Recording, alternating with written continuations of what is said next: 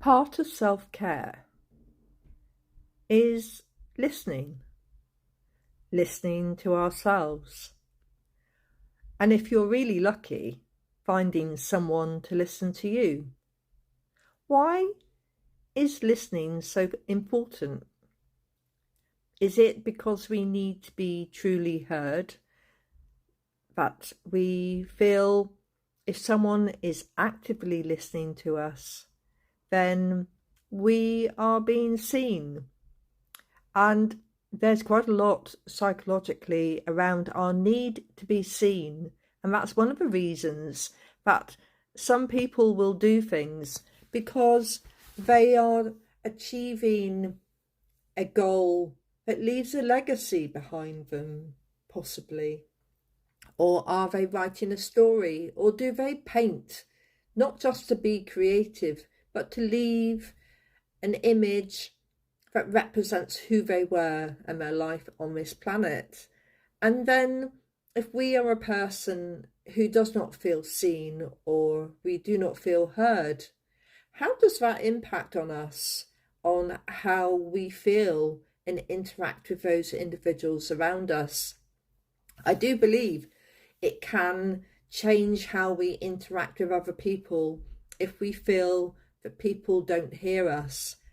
An example of someone not hearing us is when you're talking and you pause and they jump straight in, not with anything that's relevant to what you've just said, and they're certainly not paraphrasing what you may have been saying to them. They may go off on a tangent or they may go, yes, I feel that way too. And on occasion, that may be feeling like the wrong thing to have said to you. Now, that actually is quite a normal conversation, to see that ping pong of things being said, another person talking, and sometimes there will be a multiple of people talking. And I've observed in those situations that no one is really listening. There are snippets that will be taken on board, but no one's holding that space and responding to what is being said. And that can make the individual who's talking at the time feel unheard. But then again, when I've watched a group of people excitedly chatting without any active listening going on, they're quite happy. And there doesn't seem to be any indication that they are concerned about their words disappearing into an ocean of words. What's going on? Maybe that's what normal people do, just chatter away without anybody actually listening to you. Now, I thought about this because I've spent some time journaling about this over the years, and I realised on occasion I do want to be heard, I do want to be seen, and it makes me feel quite lonely when I'm not heard, when I'm not seen. And what can I do to change that? Well, even developing my own skills doesn't seem to change the fact that people don't hear me, they don't respond or actively listen.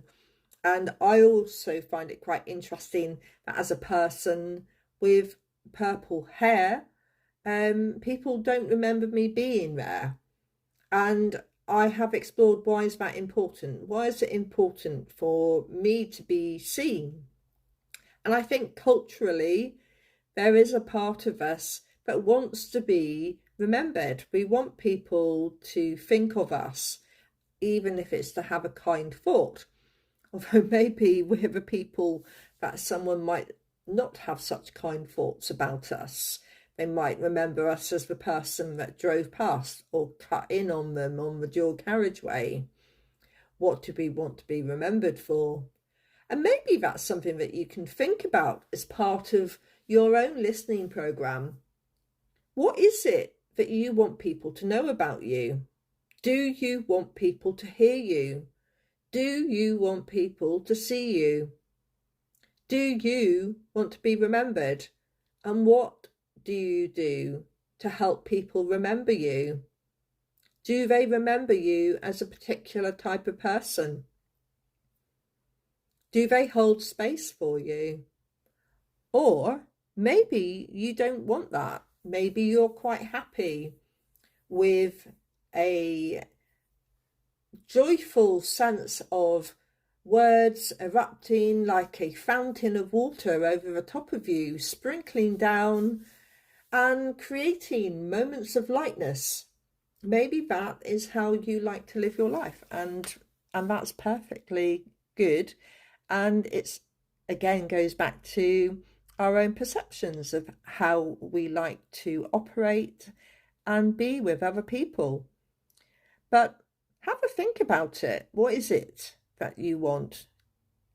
Do you appreciate being listened to as part of your self-care? And do you listen to yourself? Do you listen to your body?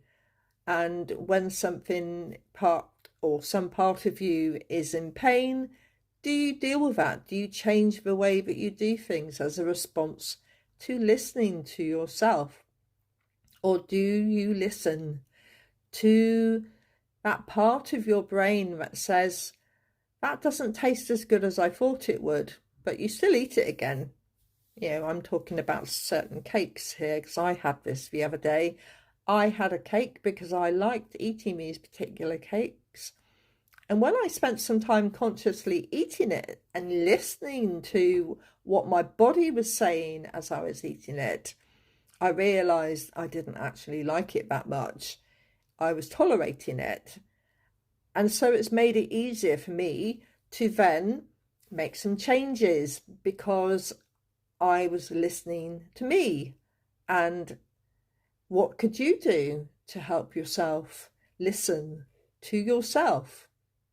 Or, if you have time, are you able to listen to other people actively? Thank you for walking with me today. And